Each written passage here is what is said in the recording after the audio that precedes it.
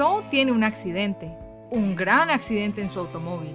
¿Qué hará? Aprende español con este videoclip. Entenderás casi el 100% al final del video, como lo hicieron estos seguidores. ¡Vamos! Páselo otra vez. No hay pago pendiente. Páselo otra vez.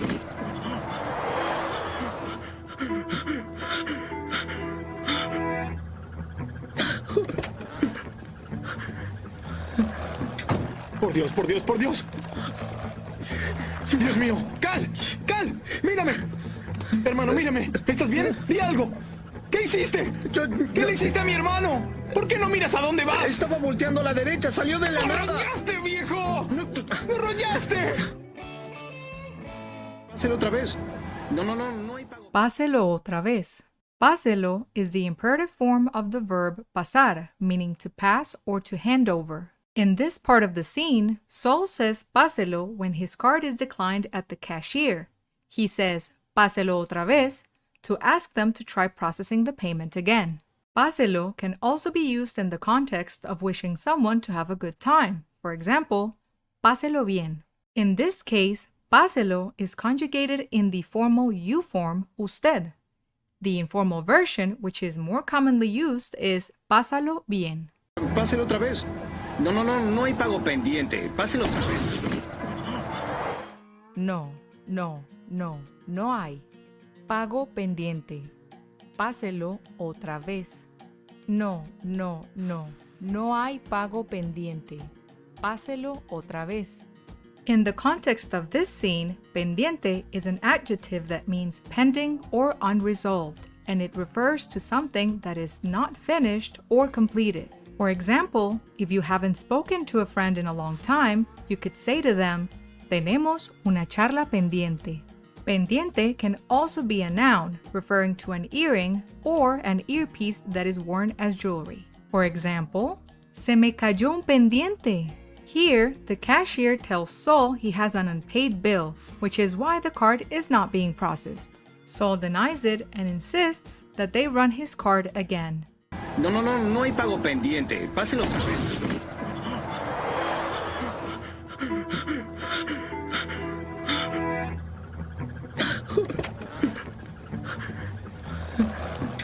Por Dios, por Dios, por Dios.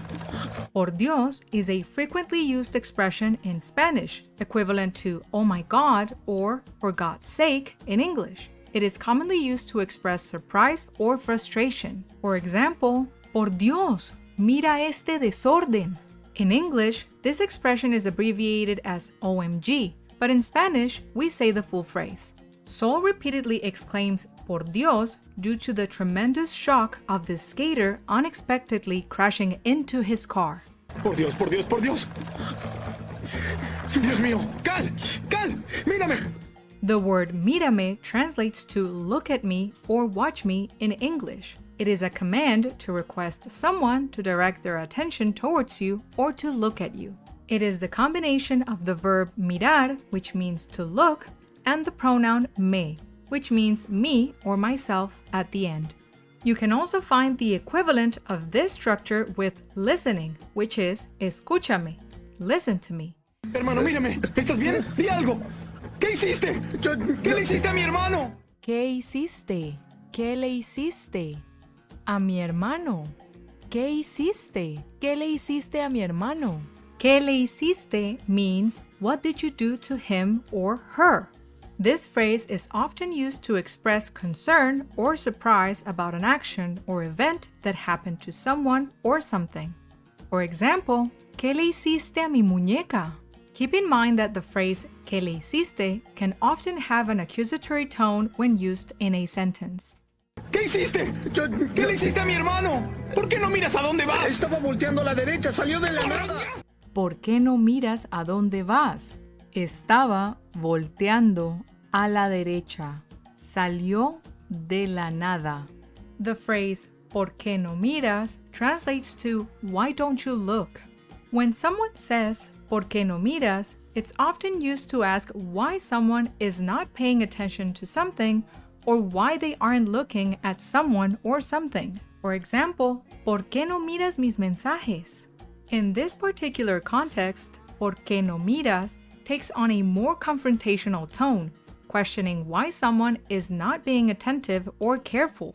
¿Por qué no miras a dónde vas? Estaba volteando a la derecha, salió de la ¡Lo nada. arrollaste, viejo! ¡Lo arrollaste! Lo arrollaste, viejo. Lo arrollaste. The phrase lo arrollaste, viejo literally translates to you ran over him, old man. Another word you can use instead of arrollaste could be atropellaste, where atropellar also means the action of hitting or injuring someone with a vehicle, like in this case. So it could be instead lo atropellaste. Viejo literally translates to old man, but it's actually more commonly used as a colloquial expression to say dude, buddy, or man. It's also pretty common to hear viejo used as a friendly way to address a friend, like, ¿Qué onda, viejo? Arrollaste a mi hermano y tengo todo en video. Fue un accidente. Fue un accidente, no fue su intención. Fue un accidente. No fue su intención. Fue un accidente. No fue su intención. No fue su intención means it was not their intention, and it explains that someone did something by accident and they did not do it on purpose. You would often hear this expression rephrased as sin intención. For example, lo empujé sin intención. Fue un accidente, no fue su intención. No, está rota. Le rompiste la pierna. No. Está rota. Está rota. Le rompiste la pierna. Rota is the feminine form of the adjective roto, which means broken. In Spanish, when talking about a broken bone, a common synonym for that is fracturada or fracturado, which translates to fractured. On the other hand, the word rota or roto is often used in a more informal manner to describe a broken bone. In medical terminology, fracturada or fracturado is the more precise term to refer to a broken bone. No, está rota. Le rompiste la pierna. ¿Por qué andas conduciendo por ahí sin mirar? ¿Por qué andas conduciendo por ahí sin mirar? ¿Por qué andas conduciendo por ahí sin mirar? Por ahí sin mirar means around there without looking, and it is used to describe someone who is not paying attention while doing something, in this case, driving. Por ahí means around there or somewhere, and it's used to refer to a general location or direction, and sin mirar means without looking. Por ahí is a very common phrase that people use when they often don't want to tell others where they have been exactly. For instance, ¿Dónde estabas? Por ahí. Or for example, if the house keys went missing and someone asks you where they are, but you are unsure about their location, you could say, Las llaves están por ahí. Let's listen to another example so you see how por ahí is used in other contexts. Dicen por ahí que el tiempo lo cura todo. If we hover over the word por ahí, you will see its definition. Somewhere or around there. You will also find easy example sentences to understand how the word is used. Lo dejé por ahí or estuve caminando por ahí. You can also scroll down and find more example videos of how Spanish native speakers use the word por ahí. A ver, ¿ustedes alcanzan a ver ahí? Por ahí está.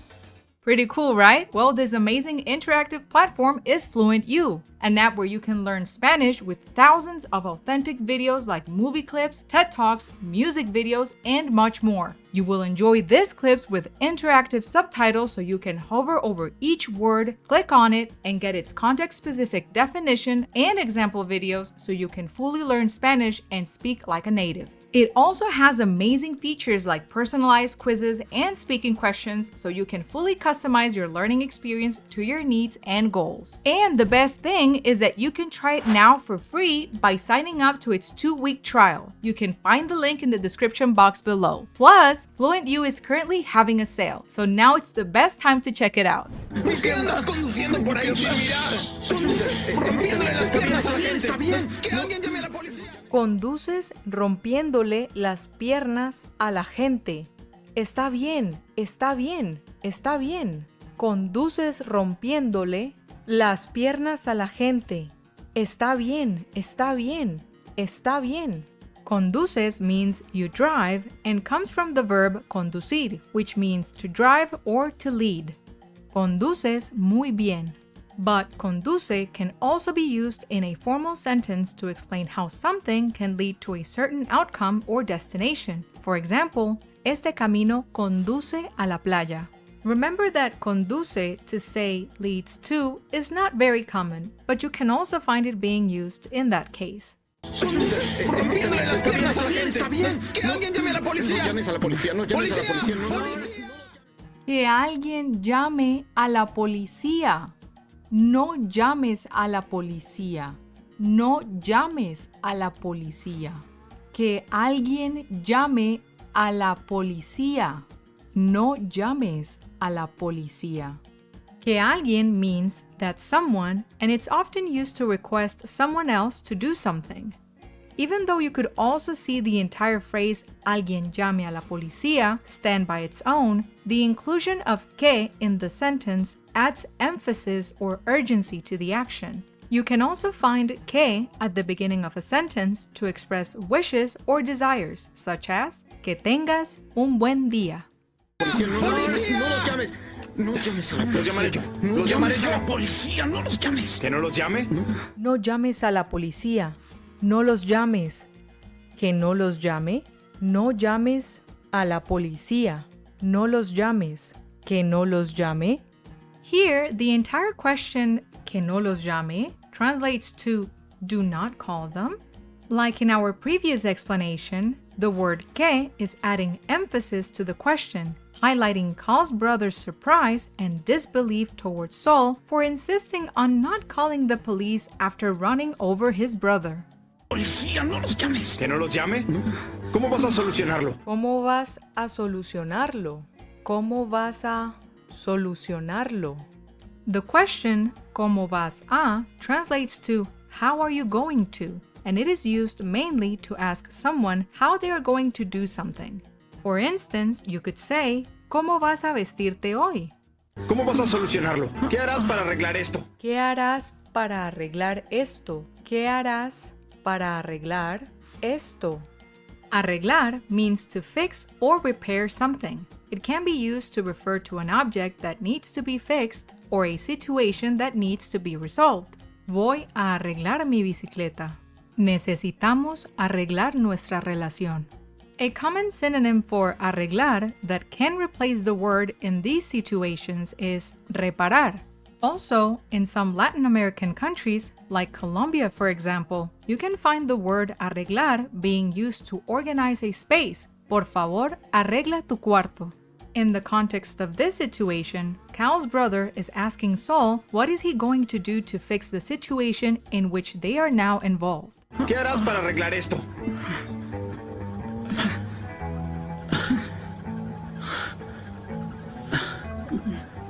No lo sé, chicos. No lo sé, chicos. No lo sé, chicos. Chicos translates to boys or guys, and it's often used to address casually and in a friendly manner a group of people, which could be either male or a mixed group of people regardless of their gender. If you're greeting a group of friends, you could say, Hola, chicos. Saul calls the boys chicos because they are young, and also because he wants to approach them in a friendly way, especially to ease the tension of the situation. No lo sé, chicos. ¿Qué puedo hacer para arreglarlo? ¿Qué puedo hacer para arreglarlo? ¿Qué puedo hacer para arreglarlo? The question, ¿qué puedo hacer? Translates to, what can I do? And it is used to ask for advice or suggestions on how to solve a problem or handle a certain situation. For example, you could say, ¿Qué puedo hacer para mejorar mi español? Here, Saul asks the boys for advice on what he should do to solve this incident with them. ¿Qué puedo hacer para acordarme de todo el vocabulario y expresiones? Easy! With the PDF we have prepared for you, you can practice and learn all the vocab that we have been learning. Download it in the description box below. ¿Qué puedo hacer para arreglarlo?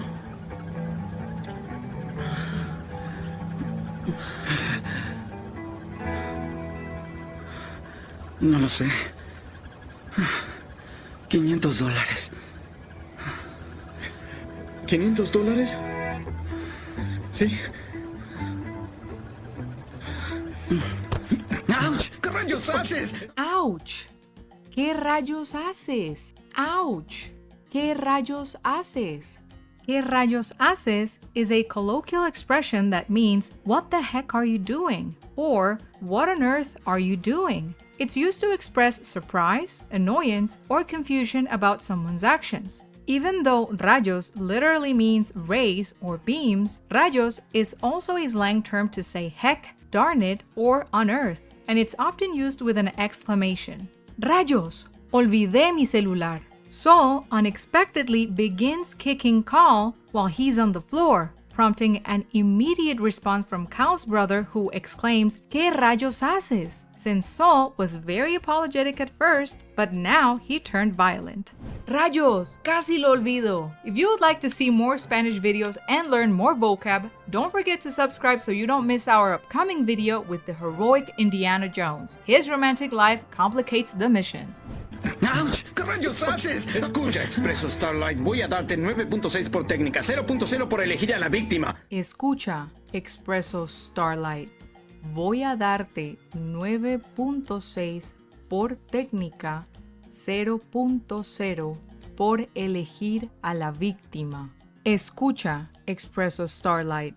Voy a darte 9.6 por técnica, 0.0 por elegir a la víctima.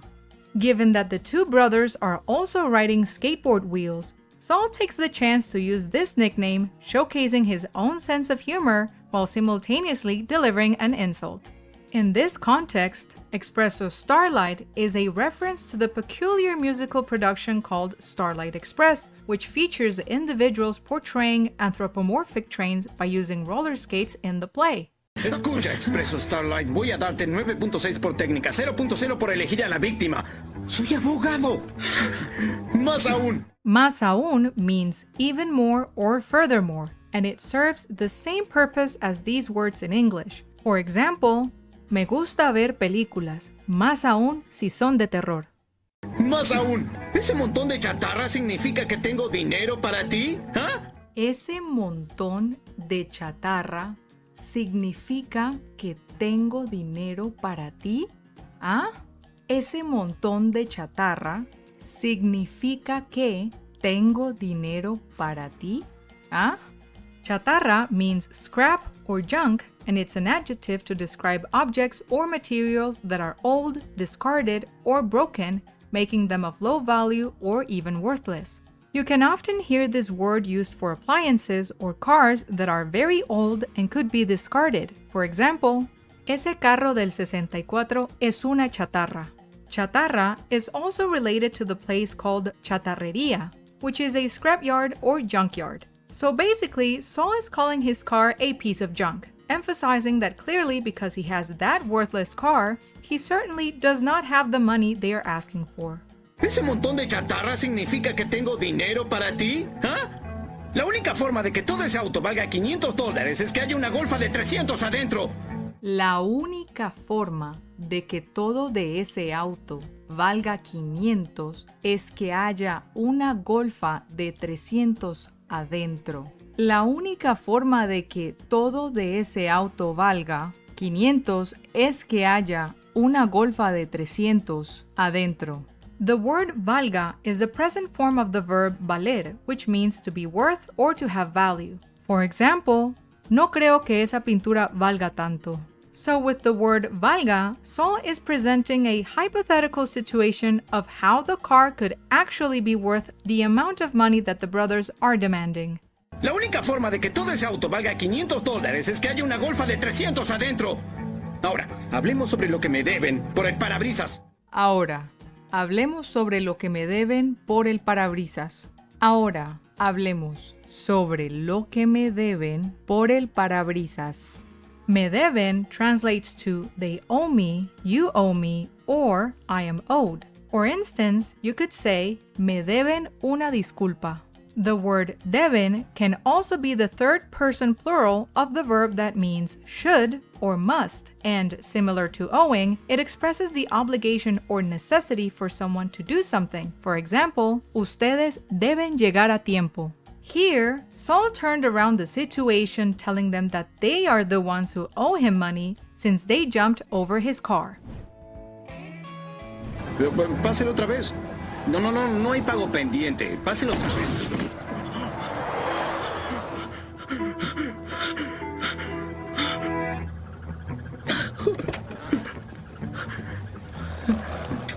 Por Dios, por Dios, por Dios. Dios mío. Cal, mírame. Hermano, mírame. ¿Estás bien? Di algo. ¿Qué hiciste? ¿Qué le hiciste a mi hermano? ¿Por qué no miras a dónde vas? Estaba volteando a la derecha, salió de la ¡Me nada. arrollaste, viejo! ¡Me arrollaste! Arrollaste a mi hermano y tengo todo en video. Fue un accidente, no fue su intención. No, está rota. Le rompiste la pierna. ¿Por qué andas conduciendo por ahí sin mirar? Rompiéndole las piernas a la gente. Está bien. Que alguien llame a la policía. No llames a la policía, no llames a la policía. ¡Policía! No los llames. No llames a la Los llamaré yo. Los llamaré yo. a la policía, no los llames. ¿Que no los llame? ¿Cómo vas a solucionarlo? ¿Qué harás para arreglar esto?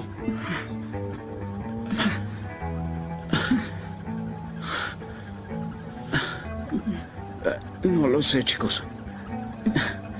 ¿Qué puedo hacer para arreglarlo?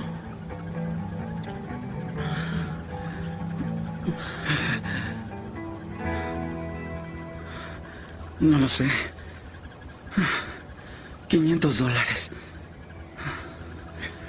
¿$500? Sí. ¡Auch! ¿Qué rayos haces? Escucha, Expreso Starlight. Voy a darte 9.6 por técnica, 0.0 por elegir a la víctima. ¡Soy abogado! Más aún, ¿ese montón de chatarra significa que tengo dinero para ti? ¿Ah? La única forma de que todo ese auto valga $500 es que haya una golfa de 300 adentro. Ahora, hablemos sobre lo que me deben por el parabrisas. That was an unexpected turn of events. Talking about unexpected, check out this next video where Jimmy McGill, now known as Saul Goodman, gives Walter White a surprise visit to his workplace. Let's see what he has to offer him.